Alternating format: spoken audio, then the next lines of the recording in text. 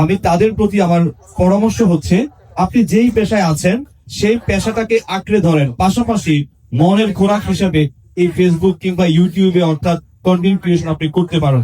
দেখুন, আজকের বাংলাদেশ নয়, সারা ওয়ার্ল্ড, আজকের সারা বিশ্ব হচ্ছে প্রযুক্তির বিশ্ব। আর এই প্রযুক্তির বিশ্ব কিন্তু এগিয়ে যাচ্ছে প্রযুক্তির মাধ্যমে। আপনি দেখুন, সবচেয়ে বড় গায়ক বলেন, সবচেয়ে বড় সাংবাদিক বলেন, প্রত্যেকে কিন্তু এই গণমাধ্যমের মাধ্যমে, প্রযুক্তির মাধ্যমে কিন্তু তার কাঙ্ক্ষিত তথ্যটি আমাদের কাছে পৌঁছাচ্ছেন।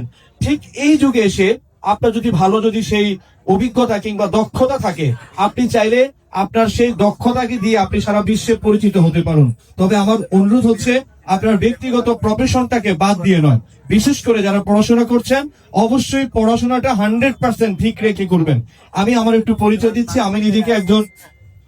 আমি নিজেকে সাংস্কৃতিক কর্মী হিসাবে আমি পরিচয় দিতে পছন্দ করি। আমি সংস্কৃতিকে ভালোবাসি। তারপরে হচ্ছে আমি শিক্ষকতায় আছি। এরপরে হচ্ছে আমি আমার উৎকৃষ্ট সময়টাকে আমি কন্টেন্ট ক্রিয়েশনে সবার সাথে শেয়ার করি, মজা করি। তো ঠিক আমি আপনাদেরকে সেটাই অনুরোধ করব। এবং সেই সাথে আমাদের আজকের শুরু থেকে একটি কথা বলে অনেকেই বলছেন যে আমরা এই কন্টেন্ট ক্রিয়েশনের মাধ্যমে আমাদের সমাজের দুঃখ অসঙ্গতি গুলোকে আমরা তুলে ধরবো। আর হ্যাঁ, আমি একটা ভিডিও দেখেছিলাম শাহরাস্তায়, খুব সম্ভবত একটা রাস্তার কাজ ছিল, সেখানে আমাদের সাকিব ভাই একটা প্রতিবাদী ভিডিও করেছেন, ভালো একটা তোপের মুখে পড়ে। দেখুন, আপনার এলাকার যে অরাজকতা হচ্ছে, যে মাদকের রমারম ব্যবসা হচ্ছে, যেই কাজের মধ্যে দুর্নীতি হচ্ছে, চাঁদাবাজি হচ্ছে, এটা চাইলে আপনি আপনার মিডিয়ার মাধ্যমে তুলে ধরে সেটাকে আপনি রুখতে পারেন। তবে হ্যাঁ, একা যাবেন না।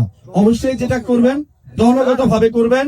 চাঁদাবাজিকে রুখে দিতে হবে, সকল অন্যায়কে রুখে দিতে হবে। আগামীর বাংলাদেশ কিন্তু মিডিয়ার বাংলাদেশ। আজকে আমি যেটা বলেছিলাম, শিল্পী বলুন, গায়ক বলুন, সবাই এখানে আসছে। দেখেন, পত্রিকা কিন্তু এখন আর তেমন চলে না। চলে? আমার সামনে যারা আছেন একটু বলবেন, পত্রিকা কি এখন চলে? পত্রিকা চলে না। তারা এক সময় যাদেরকে টিকটকার বলতো, ওই তাদের দেখানো কাজটুকুই তারা এখন করছে কিনা? এখন তারা গিয়ে এই যে দেখেন, আমি একটু সময় নিচ্ছি, এই যে এখন এই ঢাকার যে ভাইরাল ব্যক্তি, এই যে গরিবের বুক বলে যেটাকে, দেখছেন কিনা ভিডিও? সাংবাদিকরা গিয়ে সিরিয়াল ধরে কিনা? তো সুতরাং এখন প্রযুক্তির যুগের যে ডিমান্ড, এই ডিমান্ডের অনুযায়ী আপনারা কাজ করছেন, খুবই ভালো করতে পারবেন, ভালো অবস্থায় যাবেন, আপনার নিজের ব্যক্তিত্বটা সারা বিশ্বে ছড়িয়ে পড়বে। তবে আমার সেই প্রথম কথা, নিজের প্রফেশনকে বাদ দিয়ে নয়, ইনশাআল্লাহ নিজের প্রফেশনকে দিয়ে কাজ করুন। শাহরাস্তি যারা আছেন, এখানে আমার অভিজ্ঞ কিছু ভাই আছে, সাদ্দাম ভাই আছে, তারপর আমাদের রাতুল ভাই সহকারে যারা কাজ করছেন, এদের কোনো সমস্যা পড়লে যেহেতু এদেরকে কাছে পাবেন, এদের কাছ থেকে সহযোগিতা নিয়ে এগিয়ে যাবেন, এই প্রত্যাশা। ইনশাল্লাহ সবার জন্য উত্তরোত্তর সফলতা কামনা করছি। এবং আজকের অনুষ্ঠানের যারা আয়োজন করেছেন তাদেরকে আবারও ধন্যবাদ।